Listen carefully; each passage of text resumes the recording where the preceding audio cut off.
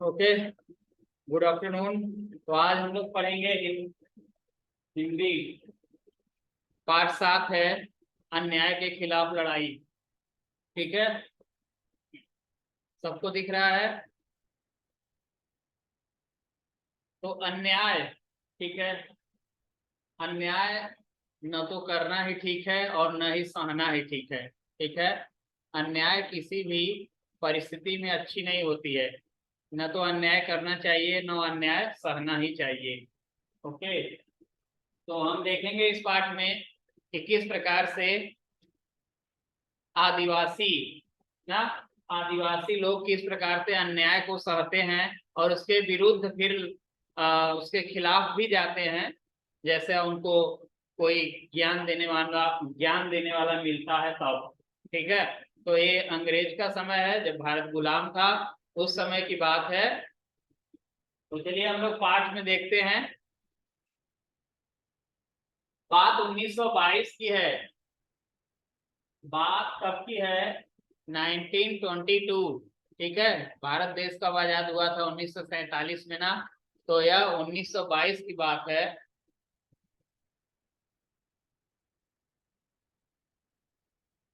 उन दिनों अंग्रेजों का शासन था। ठीक है, उन दिनों अंग्रेजों का शासन था। भारत देश अंग्रेजों का गुलाम था। भारत अंग्रेजों का गुलाम था क्योंकि 1922 की बात है। और हमारा देश कब आजाद हुआ था? 1947 में। तो 1922 की बात है, उसमें भारत देश गुलाम था, अंग्रेजों का यहाँ पे शासन था।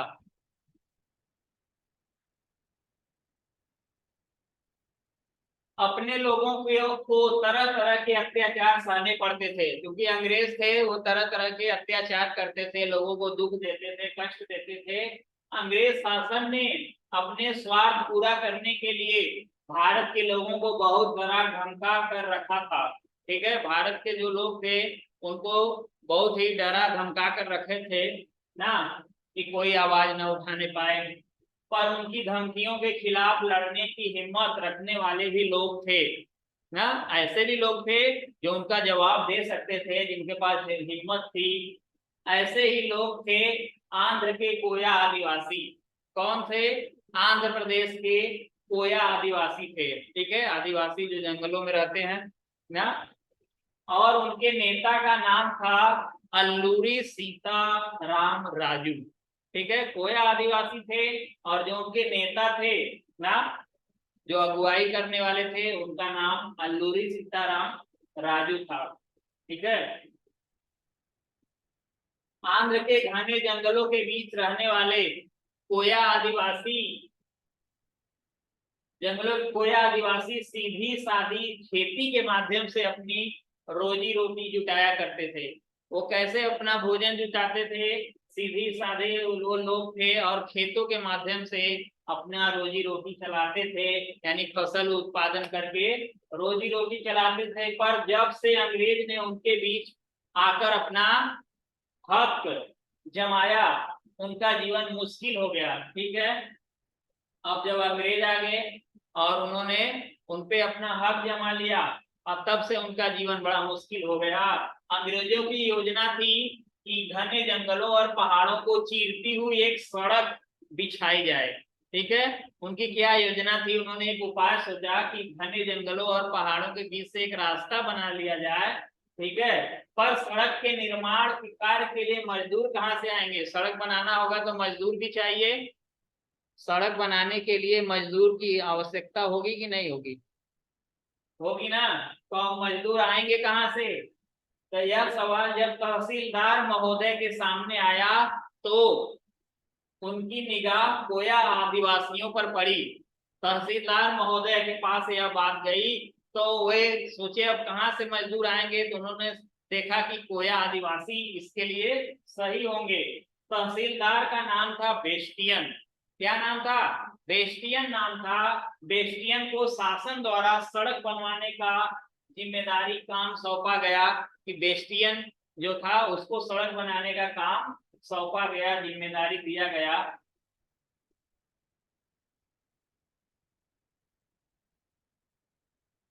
अब बेस्टियन के बारे में जान लीजिए। बेस्टियन कैसा था? बेस्टियन बेस्टियन स्वभाव से बहुत अक्खड़, ना क्रुद्ध वाला दिमाग का था वो, और बड़ा क्रूर था ना। दिमाग से वो थोड़ा अक्खड़ था, क्रोधित हो जाता था बहुत जल्दी ही, क्रोधित बहुत जल्दी होता था, और बड़ा क्रूर था, अत्याचारी था ना, लोगों को सताता था बहुत।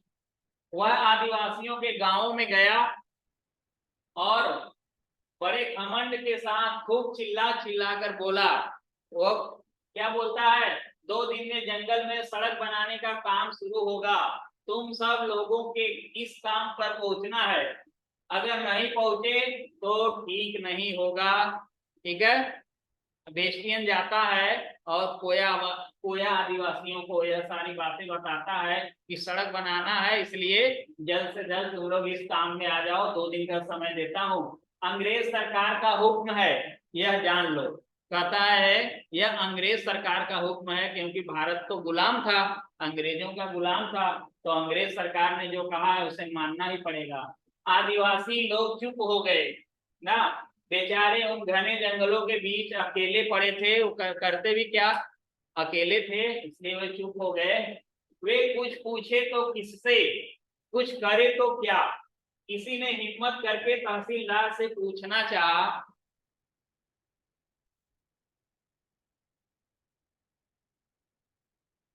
चाहा कि काम करेंगे तो बदले में क्या मिलेगा। ठीक है। उनकी हिम्मत नहीं थी कि काम के बदले पैसा मांग ले, लेकिन किसी ने हिम्मत करके पूछा कि क्या हम काम करेंगे तो कुछ मिलेगा क्या, कैसे फ्री में काम करना है। ठीक है। तो क्रिश्चियन का चेहरा तमतमा गया, तमतमा माने गुस्से में हो गया, क्रिश्चियन गुस्से में हो गया। ठीक है। कहा कि और बोला क्या, क्या मिलेगा, क्या बोले, क्या मिलेगा, क्या मिलेगा? हुक्म बजाना नौकर का काम है। नौकर का काम क्या है? हुक्म बजाना। ठीक है। जो आदेश दिया जाता है नौकर को वो करना है ना। हुक्म बजाना, जो आदेश दिया गया वो नौकर का काम है, वो उसको करना है। आगे से यह सवाल मत पूछना। बेस्टियन क्या कहता है? आगे से कोई भी यह सवाल नहीं पूछेगा। आदिवासी सहम गए, आदिवासी बहुत ही डर गए कि ये तो बहुत ही क्रूर स्वभाव वाला है, इससे बोलना ठीक नहीं होगा। तो आदिवासी सहम गए, काम पर जाने लगे। ठीक है। काम पे जाने लगे, पर उनका मन नहीं मानता था। सब लोग काम पे तो जा रहे थे, लेकिन उनका मन इस काम के लिए तो नहीं मान रहा था, क्योंकि ये तो जबरदस्ती का काम था ना। बेचारे अपमान से अंदर ही अंदर घुट रहे थे और गुस्से से सुलग रहे थे। ठीक है। और उसका बेइज्जती भी वो कर रहा था, अपमान कर रहा था, इसलिए उनको गुस्सा भी था, और वे अंदर से एकदम क्रोध में थे, जल रहे थे। ठीक है। अब देखिए आगे क्या होता है। उन्हीं दिनों उन्हीं दिनों एक साधु जंगलों में आकर रहने लगा था। ठीक है। उसी समय की बात है। उन्हीं दिनों एक साधु जंगलों में आकर रहने लगा था। उस साधु का नाम था अल्लूरी सीताराम राजू। ठीक है। अल्लूरी सीताराम राजू उसी समय जंगल में आकर रहते थे, रहने लगे थे। सीताराम राजू ने सीताराम राजू ने हाई स्कूल तक पढ़ाई की थी। उसके बाद अगली पढ़ाई छोड़कर 18 वर्ष की उम्र में ही वह साधु बन गए। ठीक है। साधु बन गए। जब वह उन जंगलों में रहने आया जब वह उन जंगलों में रहने आया तो आदिवासी लोगों से अच्छी तरह हिल मिल गया। ठीक है। साधु बन गए अल्लूरी राम, सीताराम अल्लूरी साधु बन गए, और वहीं जंगल में रहने आए जहाँ कोया आदिवासी रहते थे, और जंगलों में फिर उन लोगों से अच्छी तरह से हिल मिल गए, यानी आपसी बातचीत से अच्छा मेल जोल हो गया था। लोग उसे अपने दुख दर्द की कहानी सुनाते। ठीक है।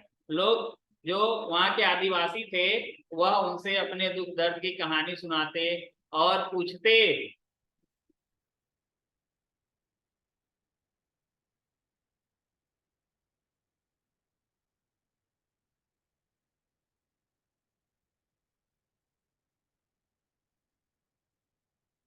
और दुख दर्द की कहानी सुनाते और पूछते कि कैसे अपने कष्टों से छुटकारा पाए ना।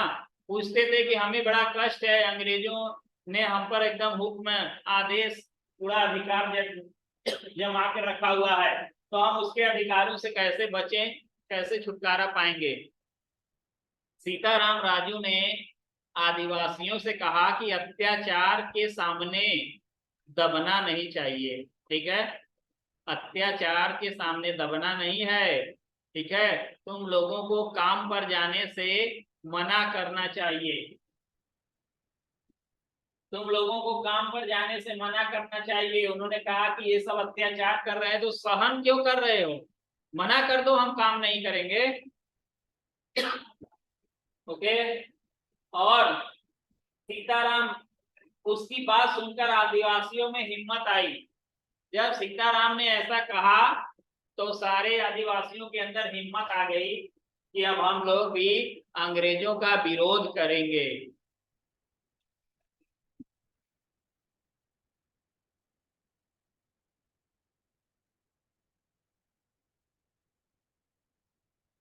ठीक है, हिम्मत आई। सीताराम राजू ने उन्हें यह भी बताया कि देश में और लोग भी अंग्रेजों के अत्याचार के खिलाफ लड़ रहे हैं ना। उनमें एक मशहूर नेता है जिनका नाम गांधी जी है। कहें आप ही की बात नहीं है, ये अंग्रेज हर जगह अन्याय कर रहे हैं और सब जगह इनके अन्याय के खिलाफ कुछ न कुछ आंदोलन हो रहा है। उसी में एक नेता है गांधी जी, ठीक है, गांधी जी है। और गांधी जी का कहना है कि भारत के लोगों को अंग्रेज सरकार का सहयोग नहीं करना चाहिए, ठीक है, सहयोग नहीं करना है। भारत के लोग क्या नहीं करेंगे, अंग्रेजों का सहयोग करना छोड़ दो ना, उनका साथ देना छोड़ दो और उनका काम बंद कर देना चाहिए, और उनके जो काम कर रहे हो ना वो काम भी करना बंद कर दो, ठीक है। अगर कोई अंग्रेज अन्याय करेगा तो हम अन्याय सहने से इनकार करेंगे, हमें अन्याय सहना नहीं है, हम उसका विरोध करेंगे। यह सब सुनकर कोया आदिवासियों का दिल मजबूत हुआ, ठीक है। तो कहावत है ना, का चुपसाद रही बलवाना। हिम्मत सबके अंदर होता है, ताकत सबके अंदर होता है, कोई जगाने वाला चाहिए, ठीक है। जैसे हनुमान जी के अंदर तो बहुत शक्ति थी ना, लेकिन क्या हुआ, वो अपनी शक्ति को भूले हुए थे। तब जामवंत उनको याद दिलाते हैं कि आप तो बड़े शक्तिशाली हैं ना। जब उनको अपनी शक्ति याद आती है तो एक ही छलांग में समुद्र लांग जाते हैं। तो ऐसे ही आदिवासी के अंदर भी उनकी शक्तियों को याद दिलाए अल्लूरी सीताराम राजू। फिर यह सब सुनकर कोया आदिवासियों का दिल मजबूत हो जाता है। फिर क्या था, विद्रोह की ऐसी आग भड़की, क्या, फिर विद्रोह बगावत शुरू हो गया।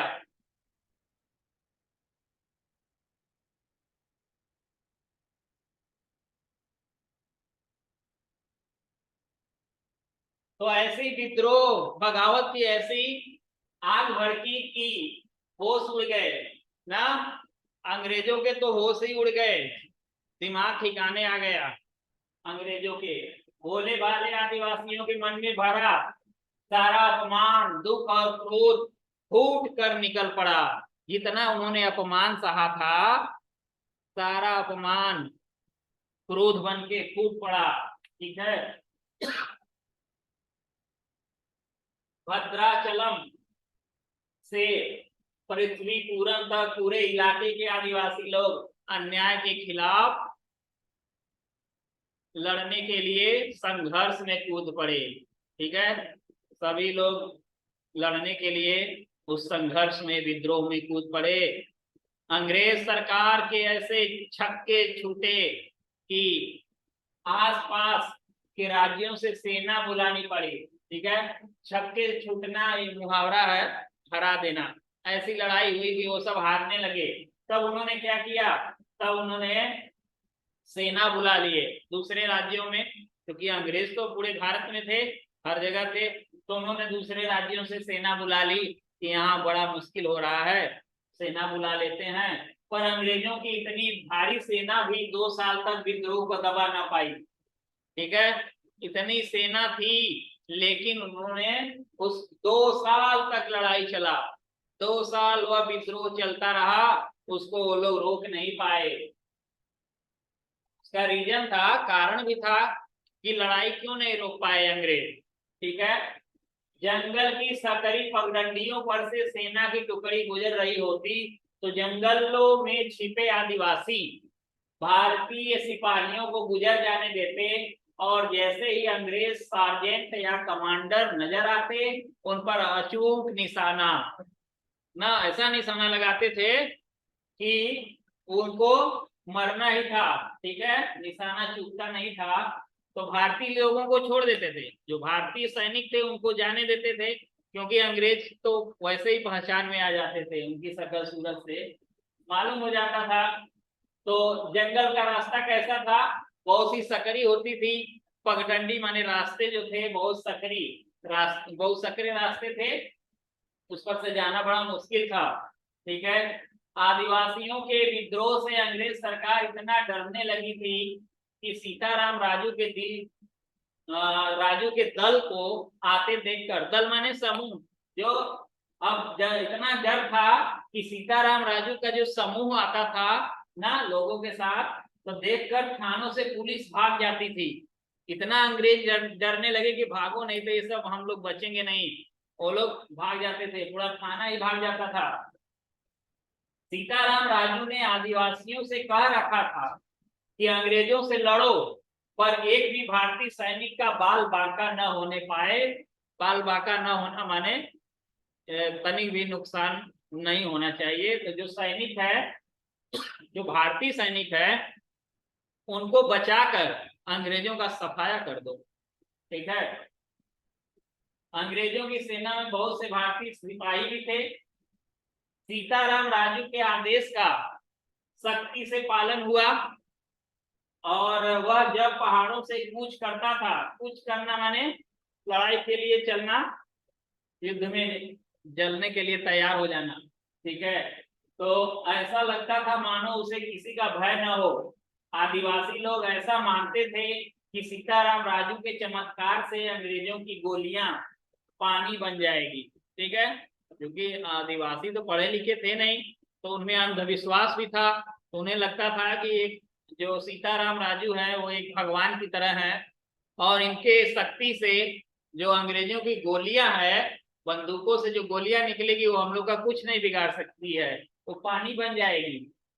ठीक है, इसी विश्वास के वे गोलियों की परवाह किए बिना पुलिस चौकियों या सेना पर हमला कर देते थे, और उनके अस्त्र शस्त्र लूट कर भाग जाते थे। ठीक है, कहते हैं जब मरने का कोई डर ही नहीं है तो इंसान कुछ भी कर सकता है। ठीक है, जब डर रहता है तब वो घबराता है, कुछ नहीं कर सकता है, लेकिन यहाँ तो मरने का डर नहीं है, इसलिए वो सब आदिवासी उनके बंदूक जो भी थे लूट कर भाग जाते थे। सीताराम राजू ने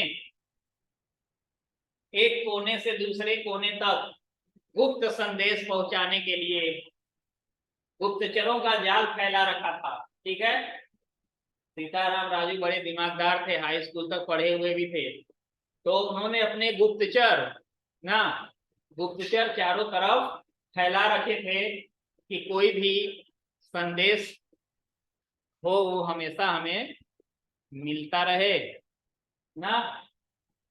अंग्रेजी सेना के आने जाने के संदेश ऐसे पहुंचाए जाते कि किसी को कानो कान खबर न हो ना, कानो कान खबर न हो, यानी किसी को कोई भनक न पड़े कि वो कौन सा संदेश है, कैसे पहुंचा। यह सब देखकर अंग्रेजों ने भी अपने दांतों तले अंगुली दबा ली। ये भी एक मुहावरा है ना, आश्चर्यचकित हो जाना, दांतों तले अंगुली दबा ली। जंगलों और पहाड़ों में सीताराम राजू के लोग बड़ी फुर्ती से छिपते फिरते, अब जंगल है आदिवासियों का है, उसमें वो लोग बड़े जल्दी छिप जाते थे। ठीक है, ऐसे इलाके में हथियारों से लदी अंग्रेजों की भारी भरकम सेना अपने आप को कमजोर महसूस करने लगी थी। अब जंगल जिनका है, जंगलों के राजा है, वही है भाई आदिवासी। आपके पास कितना भी हथियार हो, कुछ भी हो, आप उनसे टक्कर नहीं ले सकते हैं, क्योंकि वो जंगल में रहते हैं, बड़े फुर्तीले होते हैं, इधर उधर पेड़ों पे छिप जाएंगे, अब देख ही नहीं पाओगे। तो इसलिए अंग्रेज क्या थे, सब उनके आगे बहुत ही अपने को असहाय महसूस कर रहे थे ना। सीताराम राजू के लोगों को गांव गांव का सहारा था, और सभी गांव वाले जो थे सीताराम राजू का सहारा थे, उनको सहारा दे रहे थे। गांव के लोग विद्रोहियों को शरण देते, और लाख कोशिश करने पर भी अंग्रेज उनकी खबर नहीं लगा पाते थे। ठीक वैसे ही जैसे जम्मू कश्मीर में आप देखे थे, जम्मू कश्मीर में जो विद्रोही थे आतंकवादी, वो इधर उधर छिप जाते थे ना, तो सैनिकों को उनको ढूंढना मारने में बड़ा कठिनाई होती थी। ठीक है, ऐसे ही यहाँ है, क्योंकि आदिवासी लोग हैं तो सीताराम राजू को वो लोग बड़े ही सहारा देते थे। गांव के लोग विद्रोहियों को शरण देते, और लाख कोशिश करने पर भी अंग्रेज उनकी खबर नहीं लगा पाते। फिर अंग्रेजों को एक तरकीब सूझी, फिर एक उपाय सूझता है अंग्रेजों को ना। एक उपाय वो लोग सोचते हैं। उन्होंने सोचा कि आदिवासियों को लड़ाई में तो हरा नहीं पाएंगे, क्योंकि भाई जंगल में वो लोग रहते हैं, उनसे लड़ना बड़ा मुश्किल है। अब क्या किया जाए? अब उन्होंने कहा कि अब इन्हें भूखे रखकर मारना पड़ेगा। तो अब इनको भूखा रखिए, ऐसा उपाय करिए कि इनके पास अनाज ही ना हो, इनको भूखे रहने दो ना। जब भूखे रहोगे, कुछ मिलेगा ही नहीं, तो क्या लड़ोगे? ना दिमाग काम करेगा, ना कुछ काम करेगा। जंगल के अंदर गांव में राशन लाने वाले सारे रास्ते बंद कर दिए गए। जहां से राशन आते थे उस रास्ते पर अंग्रेजों ने अपना अड्डा जमा लिया भाई। ठीक है, रास्ते को बंद कर दिए।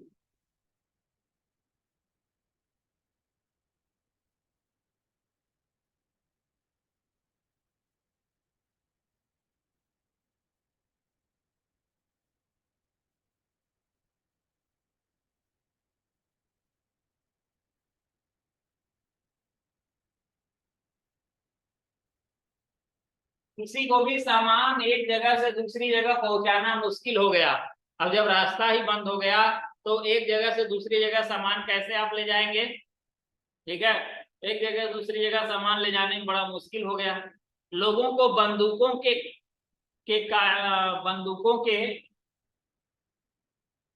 के कारतूस खत्म हो गए। ठीक है, जो बंदूकों में कारतूस लगते हैं वो भी खत्म हो गए, क्योंकि बाहर से कोई सामान नहीं आ रहा था। रास्ते पर अंग्रेज लोग अपना अ, अड्डा बनाकर बैठे हुए थे, कहाँ से जाओगे? इसके कारण अंग्रेजों के सिपाही गांवों में घुसकर लोगों को मारने पीटने लगे। देखे कि ये सब गांव वाले ही इसकी सहायता कर रहे हैं, तो गांव में घुस करके लोगों को मारने पीटने लगे। वहां यहाँ तक कि ठीक है, यहाँ तक कि उगी हुई फसल को भी जलाया जाने लगा। गांव वाले जो फसल उगाते थे खेतों में ही फसल को ये सब जलाने लगे। अंग्रेज थे, इनको तो था कि इनको भूखे मार डालो, अनाज ही नहीं रहेगा तो ये सब लड़ेंगे कहाँ से? ठीक है,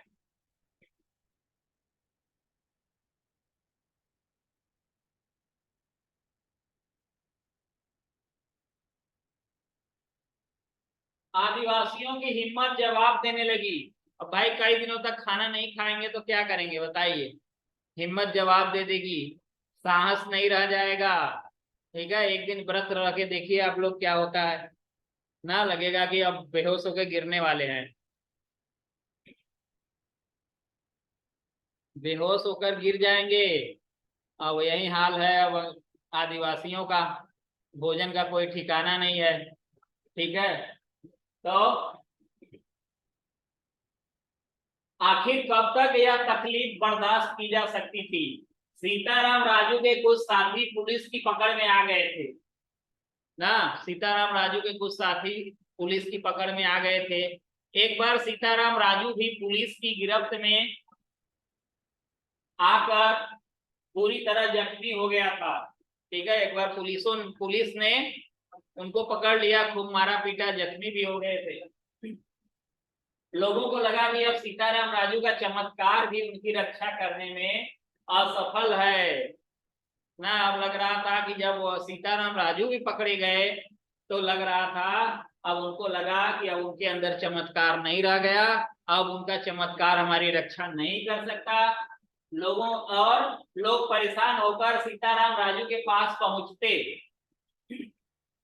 सीताराम राजू भी परेशान था और उससे उनका दुख देखा नहीं गया। अब देख रहे हैं कि लोग भूखे मर रहे हैं, तो सीताराम राजू भी क्या करते भाई। अब लोग आदिवासियों का दुख देखा नहीं जा रहा है। फिर सीताराम राजू ने सोचा कि अगर मैं अंग्रेजों के सामने आत्मसमर्पण कर दूं ना, आत्मसमर्पण अपने आप को सौंप देना, अंग्रेजों को अगर आत्मसमर्पण कर दूं तो अंग्रेज इन हजारों लोगों को रोज सताना बंद कर देंगे। सीताराम राजू ने यह सोचा कि अगर मैं अंग्रेजों को अपने आप को सौंप देता हूं तो शायद वे इन लोगों को दुख ना दे। ठीक है, ये तो उनकी सोच थी भाई, अंग्रेज क्या सोच रहे हैं वो तो अलग बात है ना। अंग्रेज इन हजारों लोगों को रोज लंबे संघर्ष सताना बंद कर देंगे। उसने देखा कि 2 वर्षों के इतने लंबे संघर्ष के बाद लोगों में कठिनाइयों का सामना करने की तैयारी नहीं रह पाई है और अंग्रेज सरकार तो उन्हें भूखा मार कर ही छोड़ेगी। 2 साल तक लड़ाई चला और कोई रास्ता नहीं निकल रहा है, तो सीताराम राजू क्या करते भाई, वो भी तो इंसान ही थे। देखे लोग मेरे कारण मर रहे हैं तो चलो मैं ही आत्मसमर्पण कर देता हूं। ठीक है, यह सोचकर सीताराम राजू अपने आप को अंग्रेजों के हवाले सौंपने चला। सेना का मेजर गुडाल मंपा गांव में डेरा डाले हुए था। कौन सा गांव है?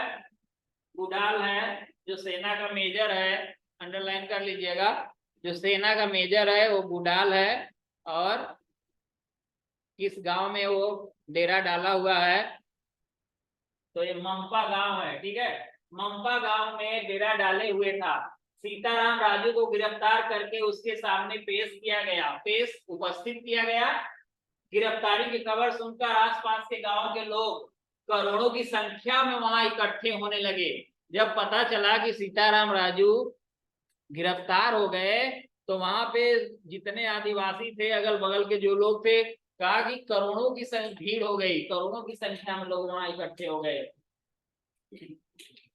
मेजर गुडाल मन ही मन बहुत अधिक खुश हो रहा था। ठीक है, मेजर गुडाल तो बड़ा खुश हो गया, उसको जो पाना था वो पा गया। उसको सीताराम जो उसका अगुआ था, नेता सीताराम अल्लूरी को पा गया ना, बड़ा खुश हुआ मेजर गुडाल। मन ही मन बहुत अधिक खुश हो रहा था। उसे कहाँ उम्मीद थी कि उसका शिकार खुद जाल में फंसने चला आएगा। ठीक है, सीताराम राजू मांग कर रहा था कि उसे कचहरी में पेश किया जाए। ठीक है, कचहरी जो न्यायालय होता है, कचहरी में वो कह रहा था हमको ले चलो, लेकिन और कानून के हिसाब से उसके साथ बर्ताव हो ना, जो भी कुछ सजा मिले कानून के हिसाब से मिले। लेकिन क्या हुआ, पर गुडाल का कोई इरादा नहीं था कि कोर्ट कचहरी के चक्कर में सीताराम राजू को अपनी जान बचाने का जरा भी मौका मिले ना। वहां जाता, न्यायालय में मुकदमा चलता ना, पक्ष विपक्ष होते, लेकिन गुडाल को ये अच्छा नहीं लग रहा था।